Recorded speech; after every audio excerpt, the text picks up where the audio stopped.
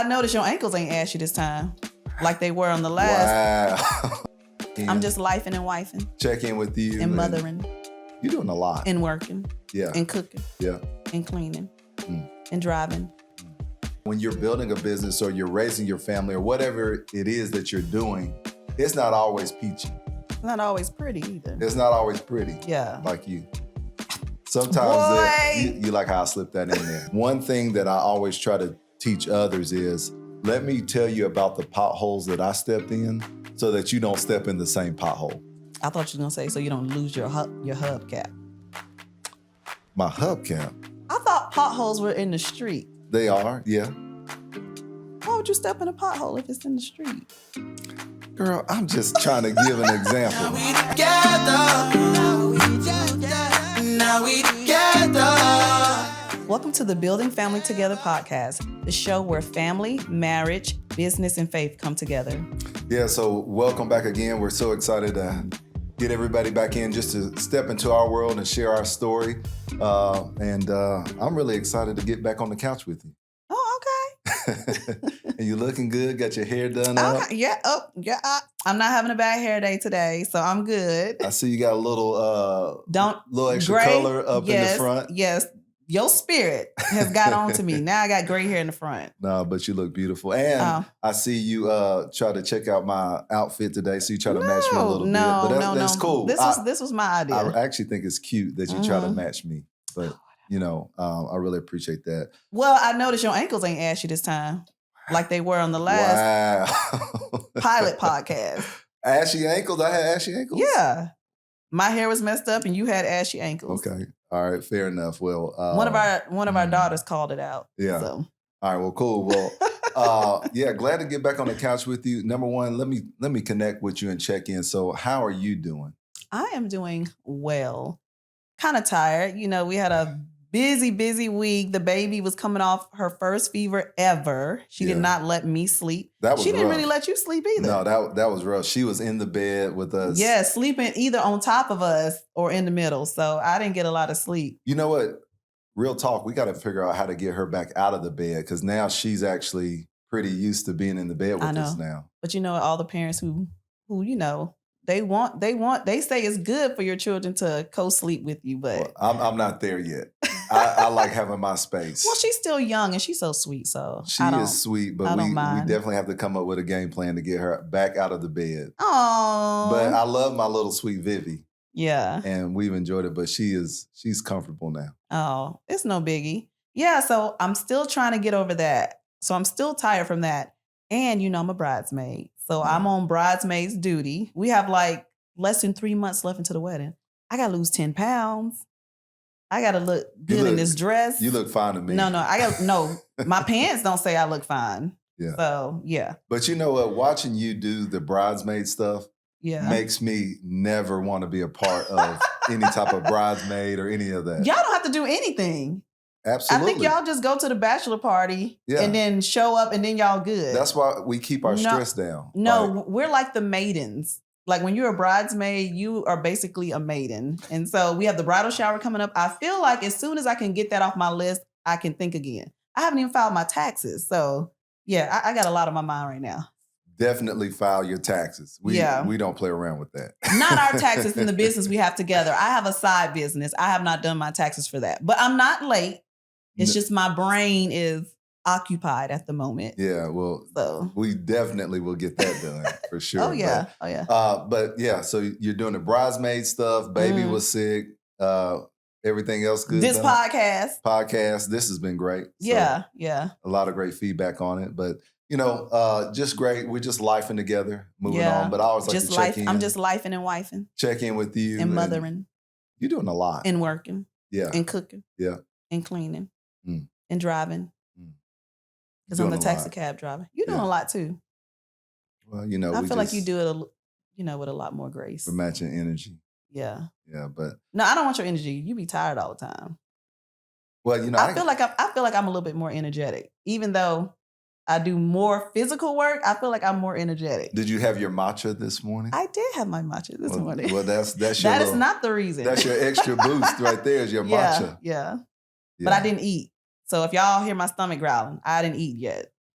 Well, we are excited to get back on the couch just to welcome everybody back Mhm. into our world and just really share the real life of who we are and what we do. Yeah. And you kind of mentioned some of those key points of family, marriage, business, and faith. And so, once again, we just want to open it up and just talk about how that relates. I thought it would be interesting to talk about some of the challenges or Mhm. learning lessons that we've been through. You Yeah. know, when you get on social media, everyone's posting about all The the good home runs, stuff. yeah, The good stuff. the grand slams. Everybody, when it comes to business, only tell you about the wins most of the time. Yeah, but we Yeah. definitely we enjoy the wins, Oh, but yeah. we're not always winning. Yeah, we're not. You know, sometimes there are some challenges that we have to go through, but those Mhm. challenges and those learning lessons actually help sharpen us and make us better. And so I just wanted to maybe shine a little bit of light on, you know what, when you're building a business or you're raising your family or whatever it is that you're doing, it's not always peachy. It's not always pretty either. It's not always pretty Yeah. like you. Sometimes that Boy. you like how I slipped that in there. I'm always trying to get a brownie point. Ah. But you know, it's not always easy. It's not Mhm. always pretty, Yeah. but the process. And one thing I always encourage young entrepreneurs or just anyone is you just always have to trust the process Yeah. as you're working through it because the process is going to get you to where you ultimately want to be. So, You know what though? You got to trust the process, but your process has to be accurate. facts. Some people have processes and it's completely wrong. And so the business is ran into the ground because they don't have that education or the know-how of how to get there, Yeah, you know? So a lot of those things early on almost cost us our business. true. Yeah. Yeah. So Yeah. definitely a lot of learning lessons. And I Mhm. kind of want to give everybody a peek into that. But really, I want to focus on all the stuff that nobody wants to talk about. Yeah. You know, the challenges that nobody wants to talk about because they were so painful that you and I endured together. I had to, even if it wasn't my fault. I Oh, had to. I had to. Because Uh, we're one, right? So if I'm married to you, whatever you do affects me and the family. you say even if it wasn't So your if you fault. mess up, that means I messed up. So yeah. Yeah, true. I mean, I definitely can speak to some learning lessons that Yeah. I take a little bit It's more kind of like ownership if I of. burn the house down, you burn the house down. It's your house too. Yeah, So you got to deal with your house being burned down, which I did almost burn the house down trying to make African black soap in my kitchen. you know Don't what? ever do that. I'm gonna tell you when you did that, I tried to shut it down. I was like, Oh, no I more. had soot all over the ceiling, like the flames were sweeping up over the stove in the oven hood. Yeah, Yeah. I shut I that was trying to be down. Nigerian. Yeah, no, you know, I shut that down. We still have a smoke stain. You ain't gotta tell everybody. Okay, well anyway. I think we painted. I think we had that We painted paint over. over it, but NT ways. Yeah. Yeah. But you know, just learning through those challenges of what we Mhm. had to deal with Yeah. and helping others know that as you're building your family or your business or whatever you're doing while you're lifing, you Yeah. will go through some challenges and situations and circumstances. But as you continue down through the process, how do you come out from Yeah. that? And how do you bounce back from that? So, you know, one unique thing about entrepreneurship is it really magnifies your personal weaknesses. Yeah. And a lot of that is because we had to learn by fire Yeah. through a lot of those things. We are first generation business owners, and we didn't know what we didn't know. So Mhm. we would just do things in faith, do things out of this is how we think it should get done until we realize we're doing it wrong. Oh yeah. Your dad though, he used to own a sandwich shop He years did, ago. yep. You helped him out, but I guess he never. Well, you were so young, you never knew how Mm-mm. to run that. No. But I guess you didn't go to him for advice because we were in construction and he had a sandwich shop. Yeah. Maybe. Although I think just him being a business owner, he has some really great principles that he Mhm. could definitely share. But we learned a lot through fire, Yeah. just trial by fire. And we just walked through that. One of the great things is we had great consultants Yeah. and mentors in our life to help guide us through. Yeah. One thing that I always try to teach others is let me tell you about the potholes that I stepped in so that you don't step in the same pothole. I thought you were gonna say so you don't lose your hubcap. My hubcap. I thought potholes were in the street. They are, yeah. Why would you step in a pothole if it's in the street? Girl, I'm just trying to give an example. Okay, my brain, like I'm a literal person. A pothole. Okay. I think of cars losing hubcaps. So I try to teach people, don't drive your car in the same pothole. Okay. That who will we be drove walking in in. the street? You got to swerve around that pothole. Don't swerve. Is that better? No, that could cause an accident. You know what? We're going to move on past the potholes. Okay. But in T ways, we try to teach others, try to avoid some of the challenges and things that we went through. Maybe you meant to say pitfalls. Pitfalls. I mean, just all of the above. But another unique thing about when you're intertwining marriage and business, I look at that as like the ultimate pressure cooker. Because you got the pressures from marriage, you got the pressures from business that you're trying to put them together and make them work together. Yeah. And there's a lot of extra pressure with that. Yeah. And it's really easy to carry that from the office to the house or from the house to the office. Mm-hmm. And you have other folks, you have your team members around you that, they don't need to be exposed to a lot of those items. So, just trying to work through and navigate that. But let's talk about maybe one of the challenges that we had to overcome. Money. Definitely some money challenges. And just how we navigate through that. Yeah. I remember there was a project that we were so excited about that we won, and we were executing the project. Everything was going great. And then as we started to get halfway, maybe 3/4 of the way through the project, we were almost finished. Things were not going so well. Yeah. And that was where I realized, we didn't estimate this project right. And at the end of the day, at the end of the project, I remember seeing a pretty significant loss. 6 figures. Yeah. To be exact. Yeah. Who's counting? A 6-figure loss. Yeah. And I found out about that first. And I actually had to come and tell you. Do you remember when I came and told you about that? Yes. Were you scared to tell me? Absolutely. I mean, that was significant. Yeah. When you told me, I freaked out. I didn't spaz out. I just freaked out. Like, oh my gosh, what are we going to do? Like, that's a lot of money. And I knew that you estimated the job because, this was early on. So in my mind, I'm like, how are we going to get out of this? How are we going to pay this back? And so I couldn't beat him up because I already knew he felt bad about it. Yeah. And so, I just tried to be supportive, but it was a shock to me. So, It was a shock to me too, because I think I was like, how did that happen? Or how did you do that? Like, what did you do wrong? I actually remember you telling me that I need to go back to selling real estate.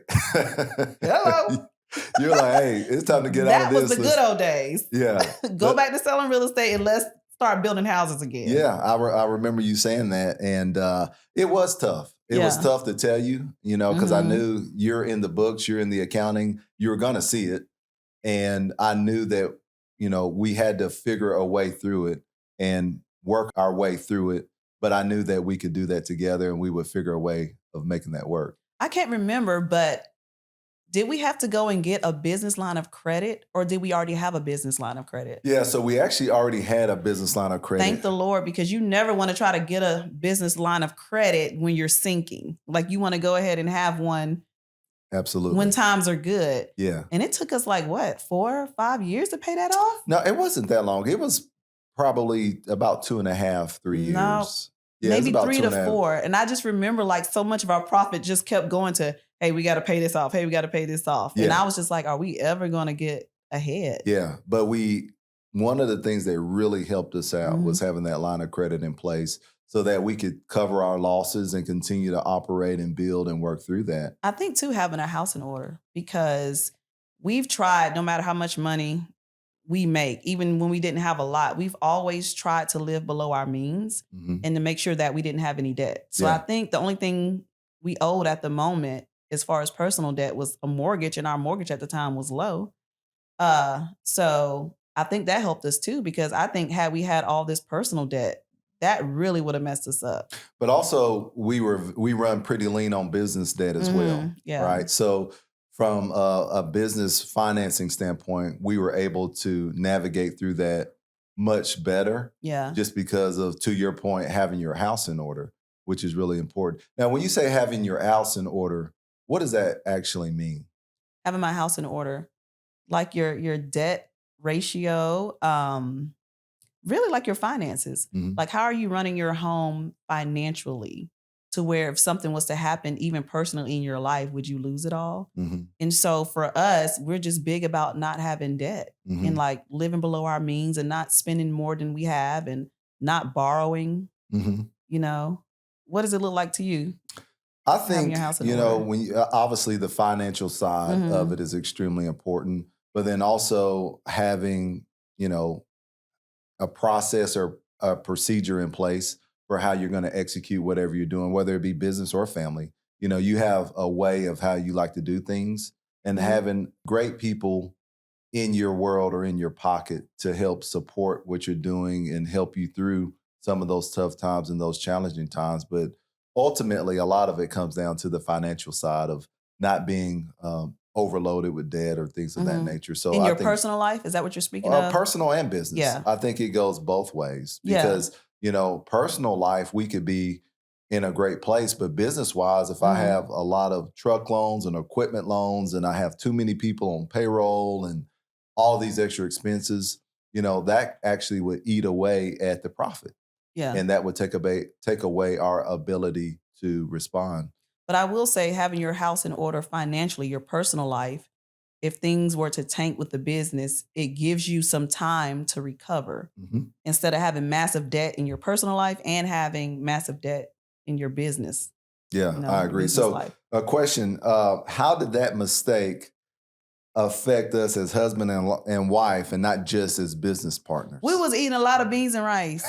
And we've gotten so used to eating beans and rice that my kids know how to cook beans and rice, and they still eat beans and rice to this day. Today, we have found some beans gourmet. And rice are delicious. Like, I love beans and rice now. We have some gourmet dishes that involve beans and rice. All you need is beans, rice, sour cream, some cheese, salsa. And then I make my own seasonings. We ate beans and rice and beans. And matter of fact, we pinto beans, chili beans, black beans. Yeah. I mean, to this day.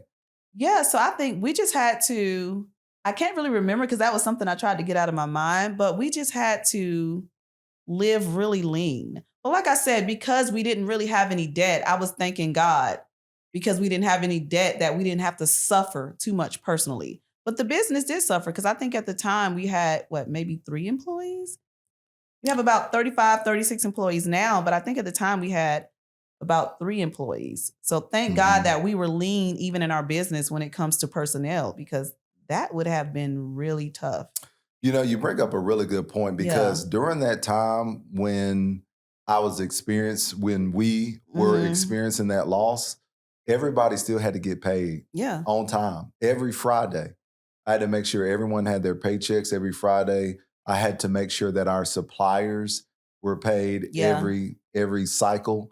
Our equipment suppliers were paid every cycle. I had to make sure everything was paid, and we still had to produce on the job site. Yeah, and I think too, a lot of business owners don't realize, especially when you're in the beginning to the middle of the business, a lot of times we as business owners barely get paid because we have to make sure that our people are paid.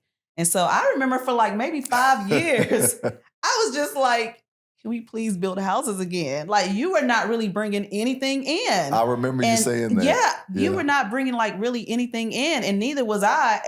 But like I said, because our personal life, because our debt was so low, it allowed us to sacrifice. I think financially we sacrificed for the company. I feel like maybe 8 years. Maybe even longer than that, to where our pay was very, very lean. Like, it wasn't, we wasn't doing anything extravagant because you kept saying, babe, trust me. Exactly. I need these finances to go to building a company and paying people. But I'm like, we make way less doing all of this. I don't get it. We have all these big jobs and we're not making any money. Well, I knew that we had to be conservative. And very lean. Right. Yeah. And run very lean so that would free up capital Yeah. hire the next project manager or estimator or superintendent or admin person, whoever that person was that we needed. I Yeah. knew that I had to be lean and have that extra money in reserve. Or if we go through another cycle where things get a little slow and we had our employees already Yeah. on staff, that I wasn't going to let them go. I was going to have them Yeah. ride through that low point of that slow cycle with us. And so that's why I always looked at running lean. And even to this day, you know, we still run conservative, Oh, yeah. you know, but that was important. So, you know, I think about what did we do during that time? Well, I can tell you, we definitely made sure that we honored our commitments. Yeah. Right. I remember at the end of that project, the main contractor, they told us how excellent of a job we did, and they wanted us to do another job with them. Heck to the now. Heck to the now. And I was like, you know what? Thank you, but no thank you. Yeah, it's because we did a good job, but guess what? We did this job for free. We did this job for you for free, and we took a 6-figure loss. Yeah. Yeah. There were years, I mean, when I think about the first years of business, I jokingly say we were a non-for-profit business. We were a non-profit business. We were a non-for-profit. I mean, we got plenty of practice in. Yeah. And I think you got confident to the point where you was like, you know what? I'm not doing any more practice. Yeah. So you had to learn to say no, because you thought in order for the business to be successful, you had to say yes to everything. And a lot of times those yeses made us actually lose. But I think when you're running a company, sometimes you do it scared. And you're like, I got to say yes to this. I want this job, or, you know. Well, you're thinking about revenue. I mean, you have to generate revenue, even if it's outside of your element or your business plan. You're thinking about, I need to generate some revenue because I have bills to pay, I have employees to pay, I have suppliers to pay. So there's always that itch to want to step outside of that. It's really like taking a leap of faith, because we did not know how each job was going to go. I think now that we're more seasoned, we kind of know how to steer our jobs, you know, with the estimating, with our programs and things like that. But in the beginning, I remember sometimes you would get scared when you won a job. You was like, oh crap, what did I miss? Why did I win this job? Yeah. Like, how much money did I leave on the table? That is a scary phone call when you get awarded a project. And you're scared. Because you know it wasn't because they just love you that much. It's because now they love us a little bit. Now we're in a different place now because we have great clients that enjoy our work and they see the value in what we do. Yeah. But whenever it's a competitive bid project, it's lowest price. And someone taught us sometimes your best bid is a no bid. And that has saved us a lot of heartache. Shout out to Ruffin Consulting. Thank you. We definitely are more careful about the projects that we take on. And we'll look at it on the front end and we'll do a no-go analysis and we'll determine, is this the right project for us? Is this the right client for us? Not every client is the right client for you. You have to go back and analyze if this is the right client for you. So basically that job that we took, that project that we took on that produced a 6-figure loss, it taught you that it's okay to just say no. Absolutely. Tanora, why don't you talk a little bit about our overhead, like our understanding our rates and just some of the core business things that we had to learn and understand from this particular situation? Well, I think you would do a better job at that. But from what I know with our overhead rates, it has to be a way that you calculate everything. A lot of times when people run a business, like let's say you have a coffee shop, right? You have a coffee shop. A lot of times when people start a business, they say, okay, I need money to buy the coffee and everything that I use to make the coffee, to pay the employees and to pay maybe like for the rent. But nobody thinks about, oh, I'm going to have a tax rate or lawyer, or I have to have an accounting system in place. Insurance. Yeah, insurance. For instance, if you have an employee, like let's say you pay your employee $50,000 a year to help you run the coffee shop. A lot of people don't realize that your employee really does not cost you $50,000. Your employee might cost you $85,000, because then you have the FUTA and the SUTA and the unemployment tax, and you got the payroll tax because you have an employee, and then you have 401k if you offer it. So your employee costs you more. And then if they're a bad employee, they might cost you $100,000, because sometimes your employees will lose money. So a lot of times I think the issue with overhead rates that gets a lot of business owners is the fact that they're not calculating those, and then they don't know how to put the percentages on top. They're only saying, hey, I had to pay this much for the rent, for the employee, for the coffee, but they're not thinking about all of the other overhead or the administrative costs that come with having that business. And I think that can mess people up, because I remember there's one point, I still remember this. You had got like a really good job and you came home like with an $80,000 check. Do you remember that? I do remember. And I was like, oh my gosh, we're rich. Like, we finally got some money. And you was like, no, we ain't keeping this money. I said, what you mean? And you literally was like, I got to pay this. I think we had like $5,000 left after that. Oh, yeah. I was like, are you serious? That check was spent right when I received it. Yeah, so that taught me now when I see a big check, that doesn't mean nothing. Mm-hmm. You can have a $10 million business and do $10 million in revenue, but you're really only keeping like $50,000 to $75,000. So you have got to get those overhead rates, those administrative costs down, and you have to understand how they work. You know, that's a whole nother episode in and of itself to talk about that business component. Yeah. And at some point we may be able to get a little bit more in the weeds and talk about that. But that is extremely important, understanding all of the costs associated with running the business. Yeah. You know, to your point of the coffee shop, is not just a matter of hiring an employee and being able to serve your coffee and having machines, but you know, what's your trash service? Yeah. What's your insurance costs? What are all of those costs that roll up that you have to pay for as a business owner? Oh, yeah. And then when you make more in your business, the insurance is going to go up. Yeah. You made a little bit more revenue than you said. You know, we're going to charge you for that because you could have had an accident. So we're going to charge you for that too. Everything goes up. So, but that was key for us to realize that. And then at that point, moving forward, we made sure that that cost was incorporated into everything that we did. Yeah. Really still having the same understanding of we still have to run lean, because those costs will actually inflate your proposals and make your number really high. So we knew that we have to stay competitive and keep those numbers low. Because you can miss out on a job if your number's too high. Absolutely. And we don't like missing out on jobs. No. You know, another component that I thought about was just having your team in place. And when I say our team, I think about our legal team. I think about operating team, our operations team, accounting team, our risk management, risk management, all of that. Risk management People is will huge. come for you. They will, just because you are a business owner. They will absolutely come for you. And it's important to have all of those things in place so that when they come for you, you know who to contact with that specific team. And also, too, I'll tell you, you know, as a young business owner, we always were trying to save money. So we would come to 10 and cost you 20. That's what your uncle said. Oh, yeah, for sure. 10 will cost you 20. And we would always go to that particular professional and say, hey, you know, can you do it less? Or we would try to find someone that would always do it less. And they cost us money because we were literally trying to save money. Absolutely. Yeah. And sometimes trying to save money will cost you money. Now, the reality of it is we're all on a budget. Yeah. And we are always mindful of cost. And that's normal. But at the same time, we try to put the focus on the value that professional is giving people. Us. What are they providing us? And paying for that value versus bottom dollar. Because to your point, trying to save money can and will cost you money at some point. Oh, yeah. Like when we actually started bringing valuable people into our lives and I saw their costs, I was like, ouch.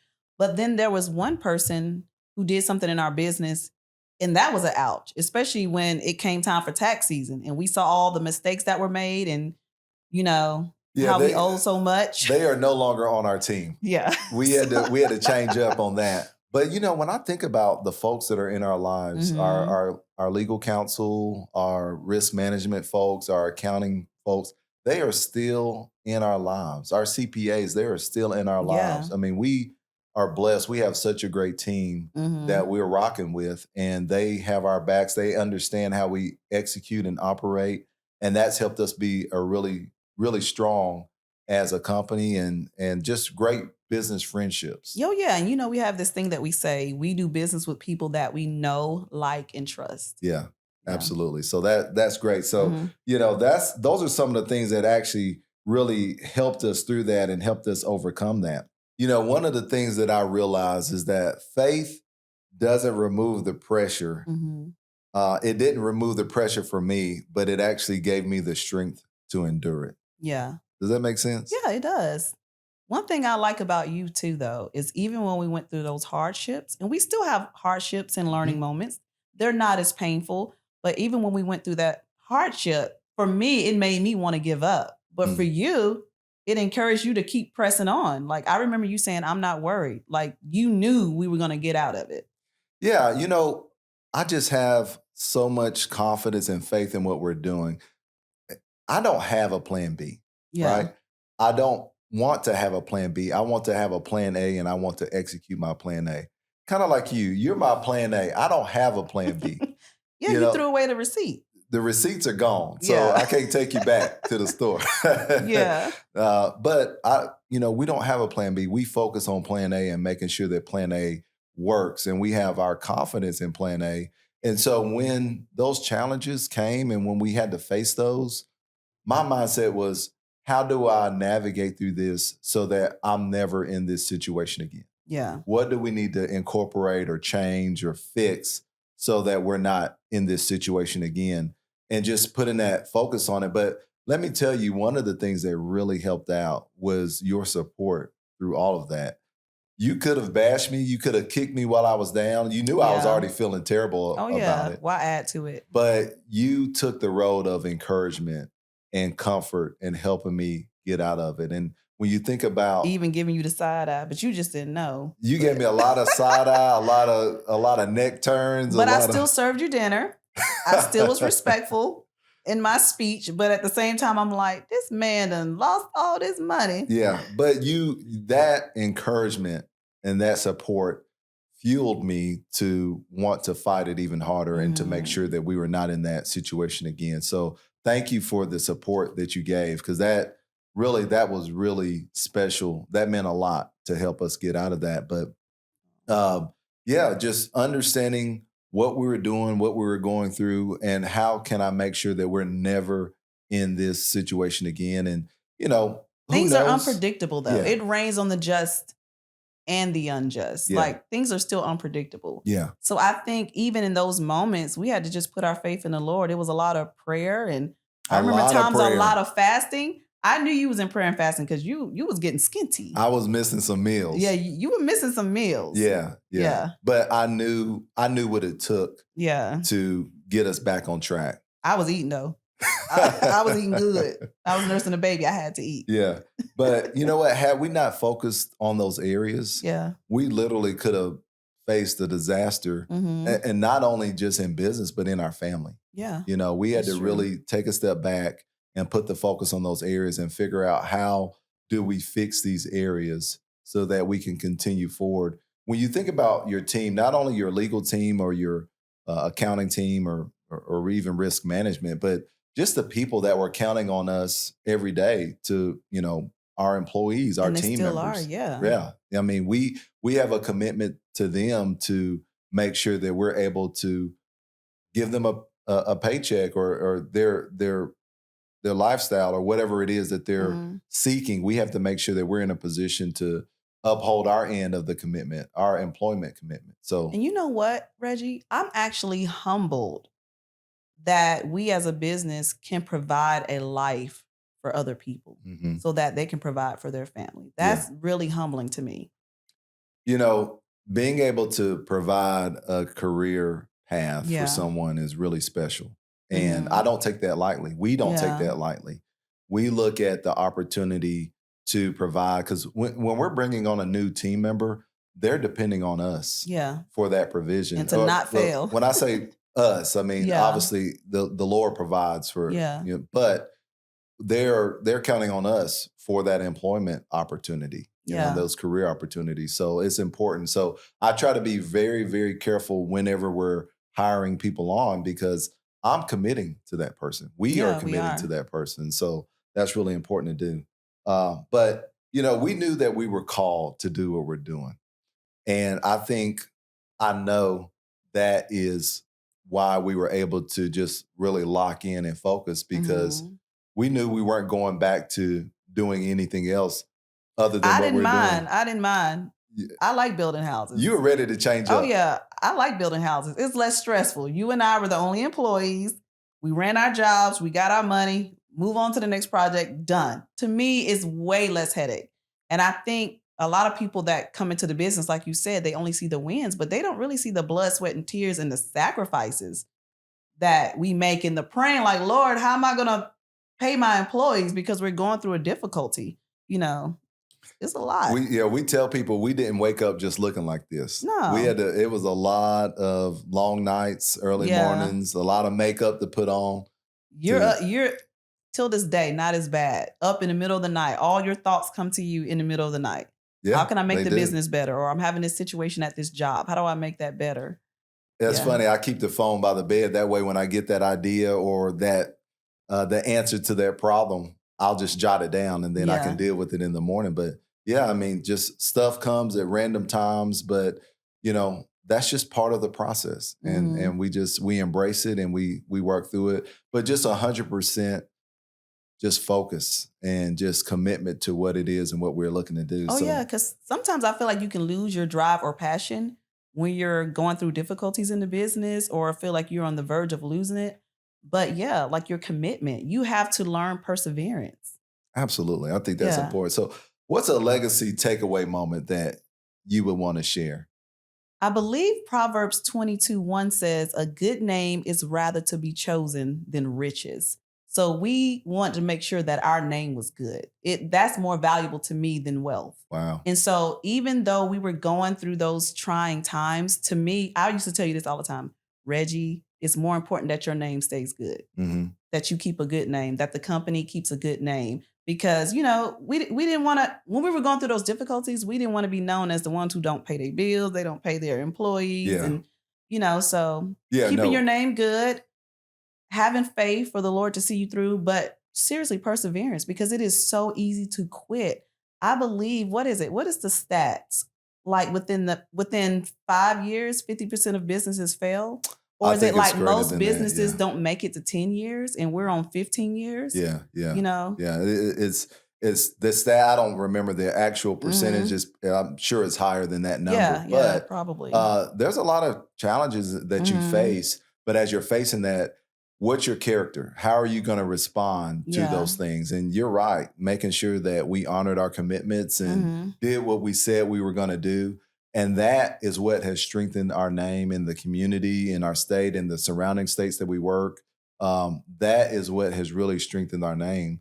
So I think that's a great legacy takeaway moment. I think about uh, having your house in order. Yeah. That's critical, and that's a component. That's a idea that is not just for business, but it's for home.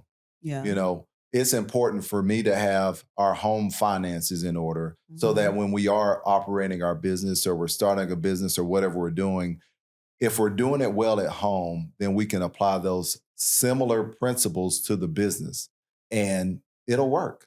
There's a little bit of adjustments that you have to Yeah. do because business is a little bit different, but at the end of the day, we have to have our house in order. I remember trying to go get that first business line of credit, and I didn't have a whole lot of revenue to show on the books. Yeah. And I remember the loan officer telling me, hey, listen, I like you. I believe in you. I think you're going to do well. You don't have a lot of revenue on the books. Yeah. However, your credit score is really strong. And I believe that you'll pay us back. So I'm going to trust you and give you this loan. Oh yeah, when you say that, that reminds me of the scripture that says that if you are faithful in the little things, the Lord will trust you to be faithful in the bigger things. Yeah. So I think too, just being a business owner, you have to be faithful in the little things in your personal life. Yeah. Like, are you faithful in those things?